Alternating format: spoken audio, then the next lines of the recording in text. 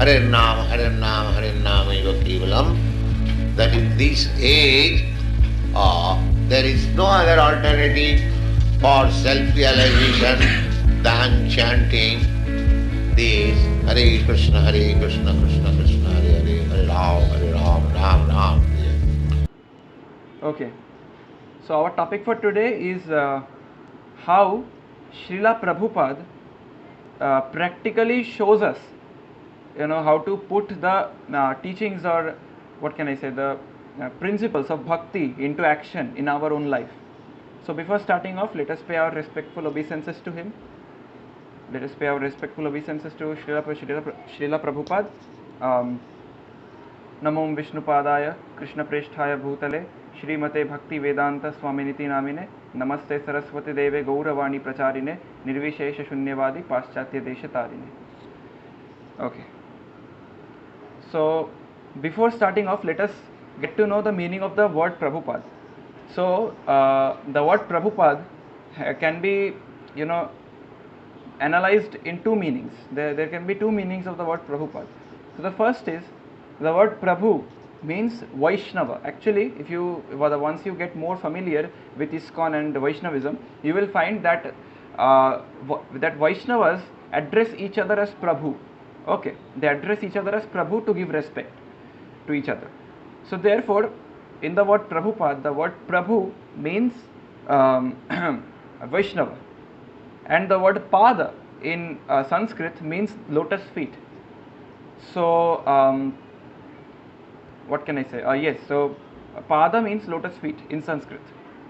So at whose lotus feet all Vaishnavas are situated is Prabhupada. And this goes with our Patita Pavan Srila Prabhupada, because Prabhupada has so many disciples. He has an army of Vaishnavas. He has such an army which has conquered the whole world.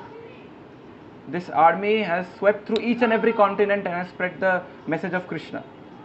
So this is one meaning of the word Prabhupada. There is another meaning. In this regard, the word Prabhu means God, because we refer to Krishna as Prabhu, isn't it? We say Prabhu hama madad kar dijiye, we say this. So the word Prabhu in this regard means God, and the word Pada again means, in Sanskrit it again means lotus feet.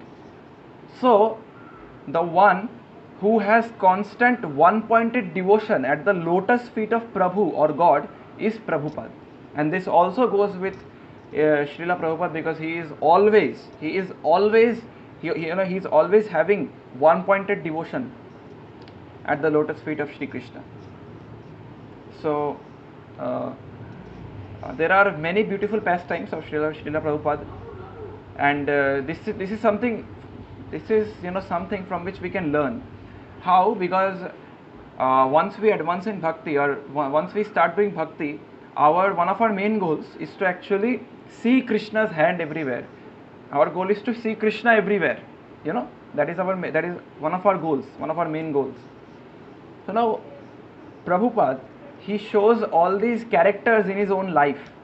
All these teachings he implies in his own life and helps us to see how we can follow them. So I will just relate a pastime. There was actually one during 1970s, I think 1970s, there was a Diksha ceremony where Prabhupada would give Diksha to his disciples, to various devotees. So now all the devotees, they would submit their names, and their names would be Bhakta Ramesh, Bhakta Suresh, Bhakta Kamesh, or whatever their names would be. And there was one person whose name started with Swami. Okay, so now actually he was a South Indian, and South Indians normally have the word Swami ahead of their names. So now Prabhupada, when he was given the list, he's saying Bhakta this, Bhakta that, Bhakta this, Bhakta that, and then he's seeing a person with Swami in his name. Now Prabhupada said, who is this Swami?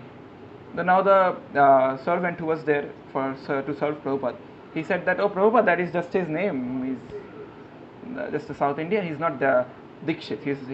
He wants to take Diksha from you. So now there was after the next day there was a big Diksha ceremony, and the hall was packed. It was full of disciples, full of devotees. And there were so many people that the distance between Prabhupada's lips and the person, and the Prabhupada's lips and the Swami, means the person whose name was Swami, was only this much, a few centimeters, you can say. So much was there, so much crowd was there. So now, when he was sitting close nearby Prabhupada suddenly said, "Why don't you brush? There is so much smell is coming out of your mouth. Why don't you brush?" And now that person, the Swami, he said, infection. And Prabhupada said, infection. Okay. Prabhupada, what did he do? Took a bead bag, gave him, chant 16 rounds.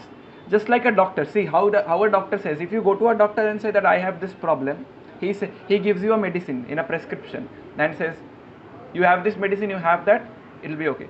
He tells Prabhupada, I have an infection. Prabhupada takes a bead bag full of beads and says, chant 16 rounds. Now this is not over yet. In the evening, Prabhupada had a Hare Krsna session, like we are having right now. Prabhupada had a Hare Krsna session. And that person, that Swami with the name Swami, he had the service to, fan Prabhupada. And there are those big things through which we fan. So he was fanning. Okay, and it was winter. Okay, it was cold, and that too it was in America. No, sorry, not in America. Sorry, I'm very sorry. So now it was winter, and now that person had the service of fanning, and he was fanning like this. These things are done. He was fanning like this. Loops after loops he was doing to fan Prabhupada, and it is something that we will also do. If we get a fan, we will keep doing like this. Obhesh ho jai, like we say in Bengali, obhesh ho jai. So he was fanning, and so much of wind is coming to Prabhupada, and already it's winter, and he's fanning even more. And it's winter, so he's feeling cold. Prabhupada looks at him once, and that person who was fanning like this, he slows down. And now he's fanning so slowly that bees, what can I say, mosquitoes, they were sitting on Prabhupada's nose. But he's fanning very slowly now, and mosquitoes and bees were sitting on Prabhupada's nose. Now Prabhupada again looked at him. Now that person is thinking, if I fan fast, then also there is cold. If I fan slowly, then mosquitoes are sitting. What do I do? After some time, Prabhupada said, looking at that person, that person, Swami, who was fanning, he looked at him and he started saying, when you get an infection in the hand or in any body part, you scratch, isn't it? When we get suppose a mosquito bites us, it is kind of an infection, so we scratch. So Prabhupada says, you scratch and you feel good. You scratch more, you feel even better. You scratch even more and you feel the best. But then when you proceed to scratch more, you see blood oozing out from the place and you feel pain. Like this happens when we scratch too much on a place where a mosquito has bitten, it starts to bleed, isn't it? So then Prabhupada says that material nature is like an infection. The more we try to enjoy it, it is like scratching the infection. We more and more try to enjoy the material, our material entanglement. We try to enjoy the material world. Then Prabhupada says, we are enjoying the material world. We enjoy, and at the end, what do we find? Only suffering. Only suffering, only pain. You may break all the regulative principles. You're drinking, you're having meat, you're committing illicit activities. A lot of pleasure in all these material activities. A lot of pleasure. You're scratching on the infection more and more. A lot of pleasure. But at the end, there is suffering. You will reap the results. You will suffer. So Prabhupada says, once you enjoy more and more, you will suffer at the end if you enjoy in the material plane. It is like scratching an infection. So just see, from a teeth infection, an infection in the mouth, which he heard from his disciple in the morning, he took out Tattva Siddhanta, he took out philosophy from infection in the mouth at night in the Harikatha. Just think. This is inconceivable. Only Prabhupada can do this. He sees Krishna and philosophy of Vaishnavism everywhere. He is seeing. There is one more pastime in this regard. Prabhupada, he was having a morning walk in America, that was. So in the morning, in winters in America, it's very cold and it snows in America. So now there was snow everywhere, ice was there everywhere, and he was having a morning walk. He would always have morning walk in the morning with his disciples, discussing about Krishna and other things. So while walking, Prabhupada, he saw ice. Okay. So now with his stick, he had a stick. So with his stick, he started to beat. He started to crush the ice particles until it became water. Now the disciple, they are bewildered. They are thinking, what is this?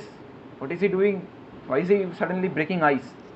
So they inquired. He said, why are you doing this, Prabhupada? Prabhupada said, the purest form, the pure form, the proper form of ice is water. Why?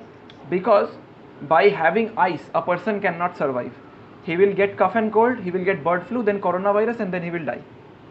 If a person, tries to live on water vapor, which is another state of water, then he cannot survive, because none of us can survive by having gas. So a person can survive only by drinking water. What does this mean? Water is the purest form of either ice or water vapor, right? So it is the best. So now Prabhupada said, the purest form of the soul is when it knows, when the soul knows its constitutional position, that is the soul is the servant of Krishna. This is the constitutional position of every jiva. Even a small mosquito, his or her constitutional position is to serve Krishna. Okay, it is to serve Krishna. Every jiva, every soul. So now Prabhupada, he says that I am breaking this ice to bring it to its pure form, that is water. So similarly, it is my duty to break the impure form of humankind, to break the impure form of the soul by bringing them to Krishna consciousness, so that they can know that they are the servant of Krishna. Just see, even from here he is breaking ice and he is bringing philosophy, he is bringing Krishna from ice, he is breaking ice. Can we even imagine if we suddenly start to break ice? Can we even bring philosophy out of that? We cannot do. Only people like Prabhupada can do. This is so great, so great. One more here is that Prabhupada once says, not Prabhupada, sorry. Once a Mataji had come to visit Prabhupada. Okay, now she actually was the disciple of a Mayavadi. Actually I'm just giving a very small background, very small. I'll just quickly finish it because it is a big elaborate thing, but I will just say the background. So impersonalism or Mayavad means that the ones who are Mayavadis, they believe that God is impersonal, and the soul after leaving the body merges with God and loses its individuality. So this is the basic background of impersonalism, and this is completely, what can I say? You understood? So so this Mataji was the disciple of a Mayavadi. So now she came and told the name of his guru, something Ananda. Okay, something Ananda, Swami something Ananda. They have these names. So Prabhupada, actually he got a bit angry at first. Okay, but he is not like us, so he did not show. If we would be angry, we would take a stick and start running after a person. So his anger is not like that. He can control his anger. So he just sat and started to hear, but he was a bit angry at first. Once he heard the name of the Mayavadi teacher. So now that Mataji started to say that Gita was said by Krishna, and Krishna means dark, so dark means black, and that means Krishna is the person whom you cannot understand. You cannot understand Krishna because he is dark. And she was what can I say? She was saying everything out of context. Okay. And then she said that there is no spiritual world as such. With the soul after dying, it merges with God, and all these stuff, all these things. So yeah. Now Prabhupada actually, he heard this completely. He heard it, and then he said, "Acha. So your Gurudev says that one cannot understand Krishna because he is dark, right? Then why is your Guru giving lectures on Bhagavad Gita? Bhagavad Gita was said by Krishna, and Krishna cannot be understood by anyone. So why is your Gurudev giving lectures on Bhagavad Gita? Going by the logic of your Guru, why is he giving lectures on Bhagavad Gita?" And now this Mataji, she is saying, "Oh, right, you're correct. I never thought of this. This point hai. Then Prabhupada said, "We say that we can understand Krishna. Obviously, we can understand Krishna. Why not? Krishna, and we can understand Krishna only by bhakti." I am giving you an example here.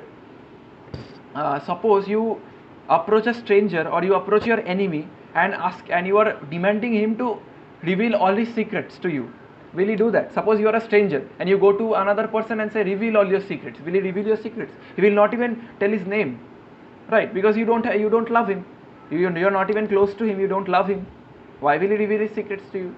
But on the other hand, if you approach your best friend or if you approach your lover, and you don't even need to ask them, they will voluntarily reveal their secrets to you. They will voluntarily reveal it. You don't have to even ask them. So similarly, an atheist or an impersonalist who thinks that we cannot understand Krishna, or there is no Krishna only, no God only, why will Krishna reveal himself to you? Why will Krishna even give darshan to that person? Why will he give darshan? They do not love him. Why will he give darshan? Why will he reveal himself? But on the other hand, a bhakta or a pure devotee, only to a pure devotee does Krishna reveal himself, because the pure devotee loves Krishna. The pure devotee loves Krishna. Only because of that reason, Krishna reveals himself to the devotee, to the pure devotee, or to no one else. Krishna can be revealed. Krishna will not reveal himself to anyone except for his devotees, because Krishna says, "You devote yourself to me and I will reveal myself to you." It is said that the one who with devotees, with pure devotion, if someone surrenders himself to Krishna, then Krishna he gets sold to that devotee due to his devotion, due to the devotion of that devotee. And then even like the Mataji said that there is no spiritual world and all these things. Once after going, the person merges with God. That is not true. Let me present the screen once. I just want to show a thing. Wait, 1 second. Just present the screen. Yes, share. 1 second. I hope it's visible. Please answer, anyone. Yes, Prabhu. Okay. So let me just pin my screen once. Yes. So I just want to show you this verse, BG 15.6.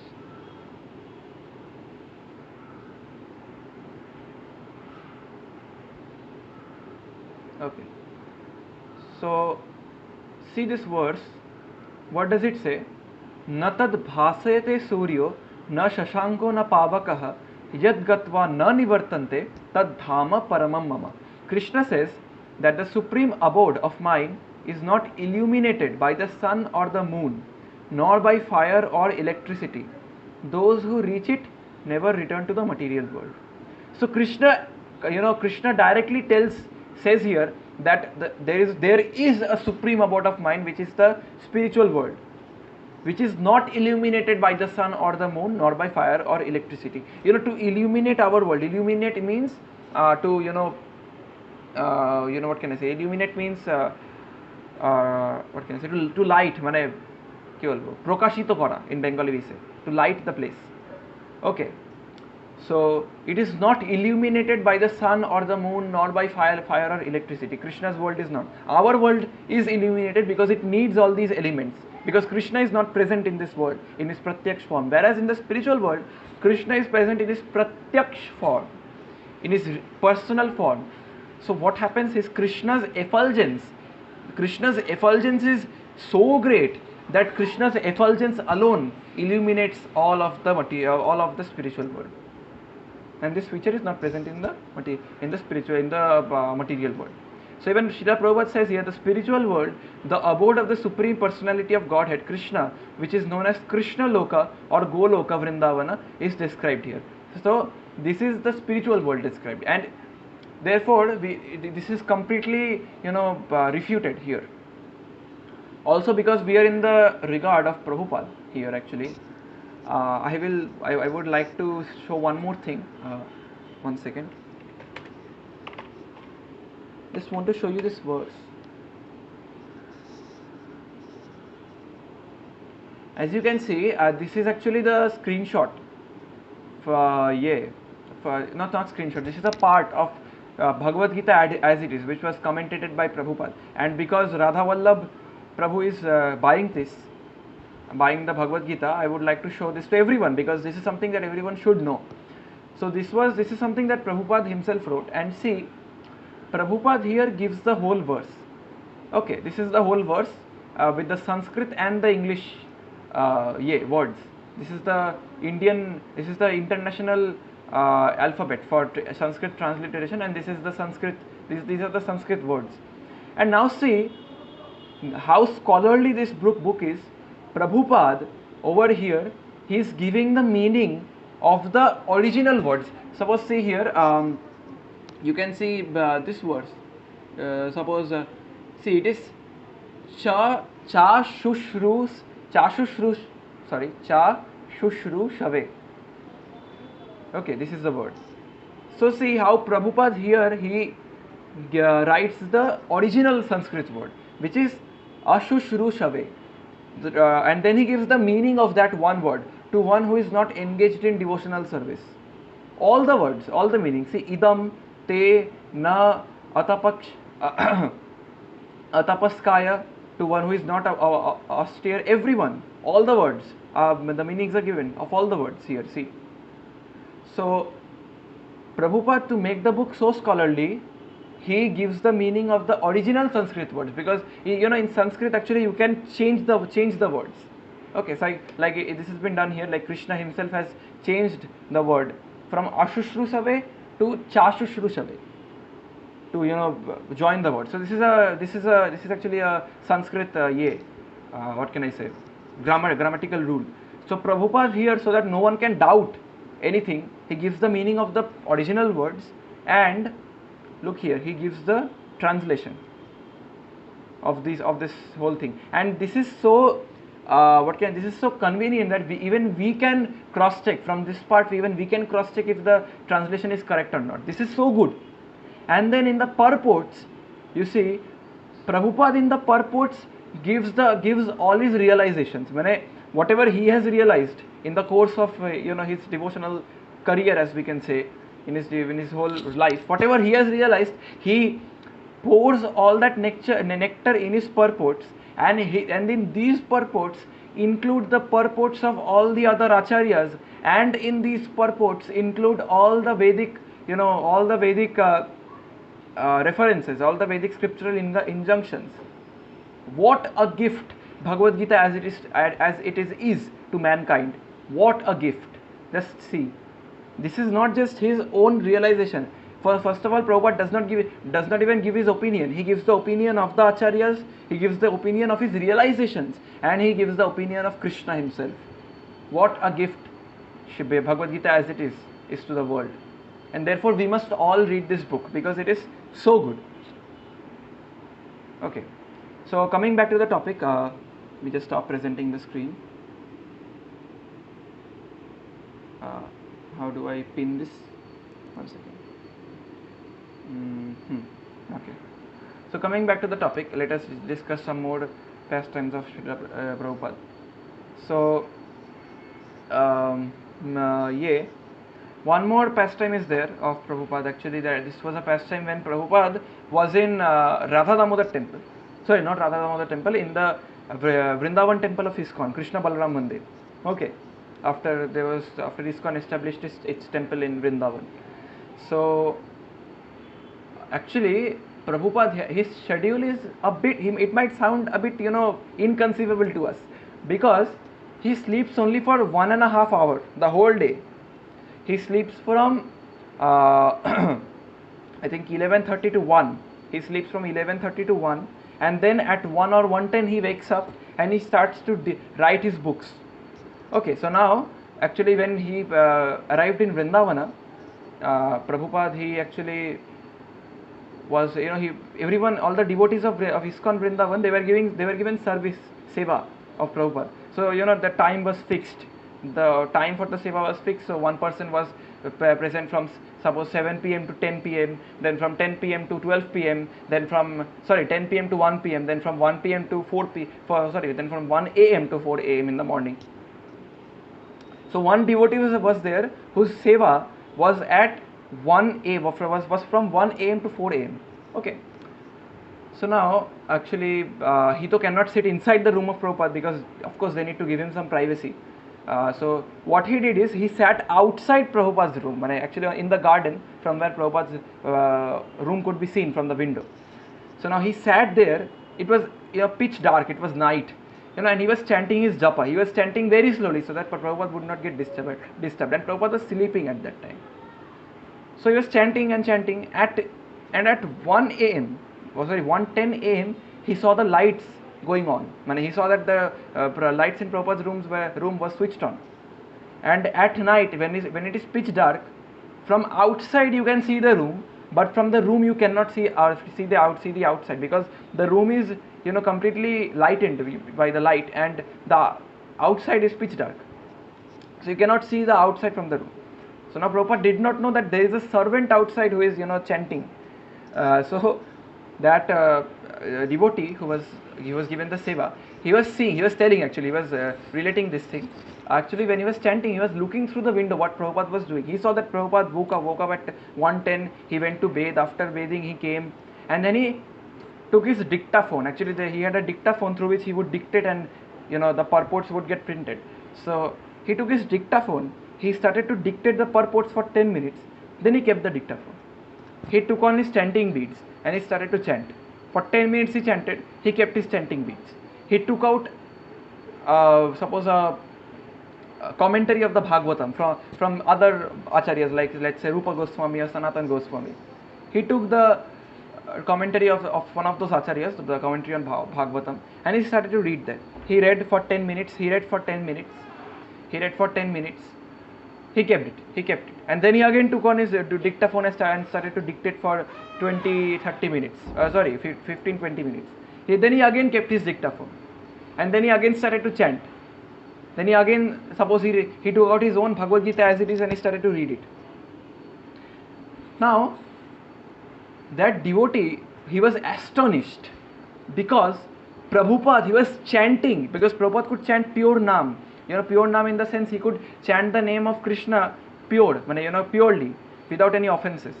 So now he's chanting that pure Naam, and after chanting, he's giving whatever he's getting, whatever empowerment he's getting from Krishna, he's pouring it in his own purports through the dictaphone. Okay. He's pouring the full purport through the dictaphone in his what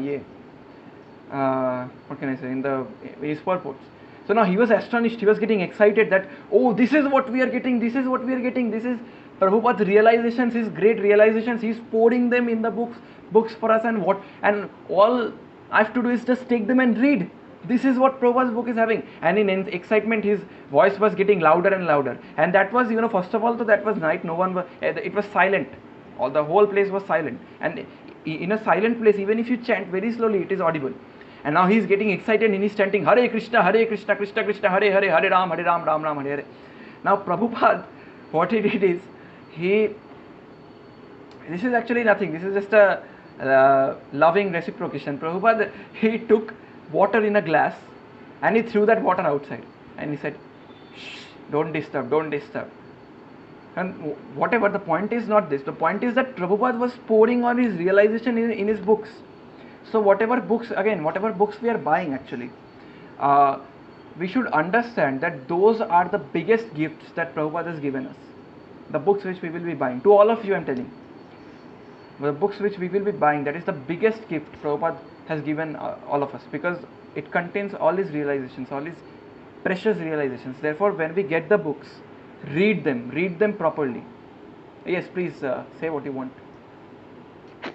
Actually, I wanted to relate Yes, a yes, I pastime of understood. Prabhupada. Yes, yes, I understood. I saw the message. I will just let me just complete this, then you can take over. No problem. So let me just complete this. Actually, I think it's complete only. Prabhupada, he was the main matter is not the throwing of water, because he did not mind it. Now, none of us would if Prabhupada would throw water on us, because it is just a loving reciprocation and nothing else. Even we friends do it sometimes. So now that this person, like he was saying this, and also once in a lecture, after the lecture got over, there was a Q&A session of Prabhupada. So the devotees, they were asking questions from Prabhupada, and Prabhupada's answers came from his books. Suppose a person asked a question. Prabhupada said, this answer is in Srimad Bhagavatam, first canto, third chapter, 28th verse, this purport. This just shows how well Prabhupada has read his own books. And therefore we must all take this very seriously, and we should read whatever books we get from Prabhupada. We are buying those books, and therefore we should sincerely and seriously read them. Now I would give the ear to Radha Damodar Prabhu. If you want to relate some pastime, you may, no problem.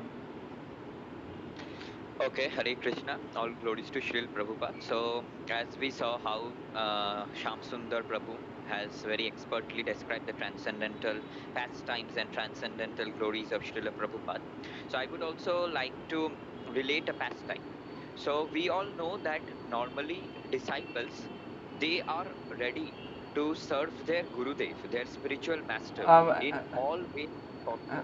Hello, once. Can I just interrupt once? I think that if you would just switch on your camera, it would be pretty good for all the audience, actually. Better we don't. Okay, fine. Continue. Yes. Okay.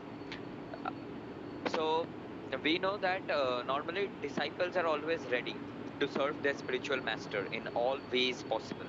However, there is a pastime of Prabhupada which shows that Srila Prabhupada himself was ready to face the sufferings of his disciples.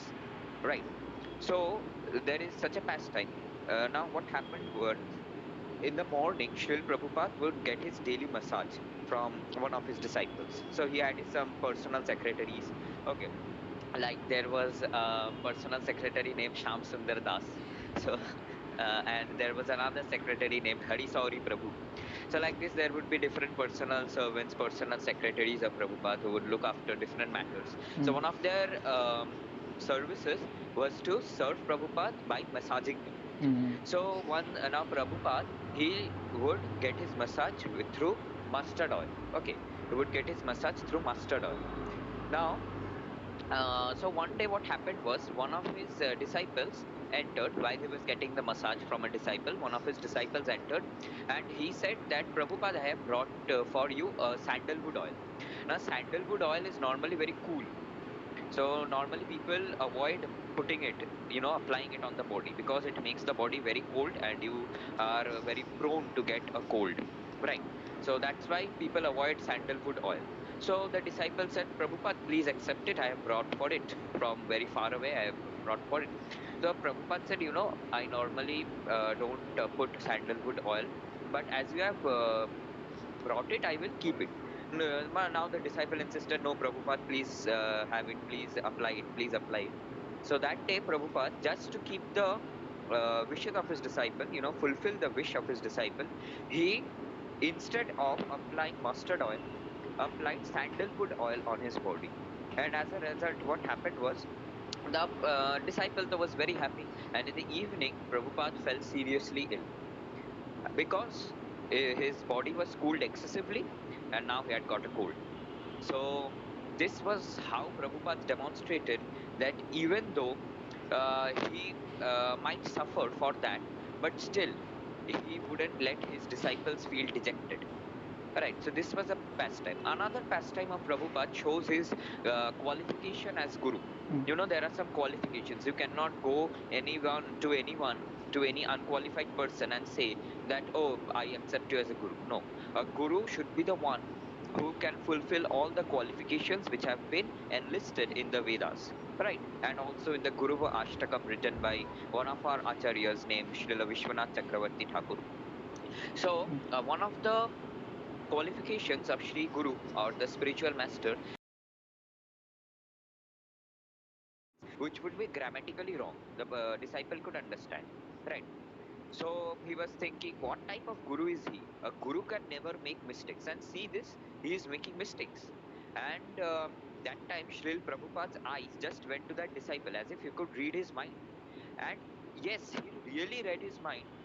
And what happened was, when Prabhupada was going to say the wrong sentence, instead of that, he said a grammatically perfect sentence. And the disciple was, astonished because of two reasons. One is he saw that Prabhupada was looking at him at that moment only, because as if Prabhupada could read his mind. And secondly, Prabhupada said a grammatically correct sentence. So this shows his omniscience, that he can read his disciples' minds. He is aware whatever his disciple is thinking or wishing. Even there was one of his female disciples named Srimati Govinda Dasi.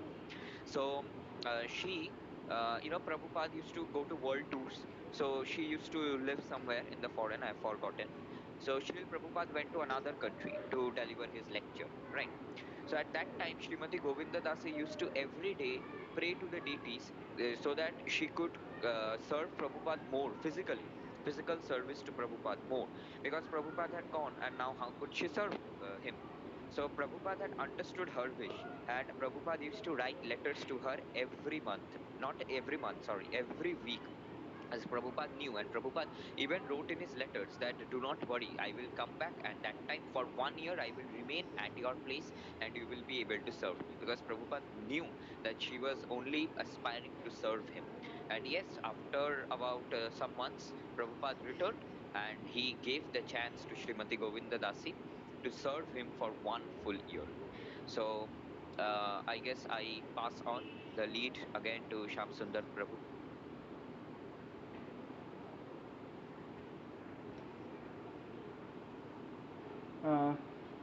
Okay, so actually, thank you for that, Prabhu. But actually, I was thinking that if any of you have any questions, then you may ask to any of us. Yes, you all may unmute and ask your questions.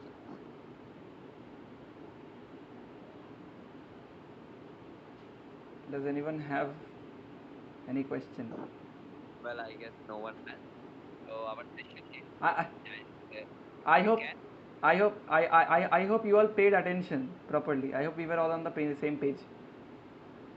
Please unmute and Yes. answer. This worries me a lot. No one is answering. Yes, Prabhuji. Okay, nice. Good. Okay, so I hope you all have liked the session, because it was all about the pastimes of a great devotee. Our Vedic scriptures declare that the result of all piety, of all pious activities, of all devotional activities is to get a chance to hear not only from pure Vaishnavas but also about pure Vaishnavas. So Srila Prabhupada, being such an eternal associate of Lord Chaitanya Mahaprabhu and Sri Radha Krishna, we have got a chance to hear about him. So I think we have surely relished the pastimes. And another thing that if you all are free tomorrow, then we can just decide a session tomorrow as well. I guess if you all are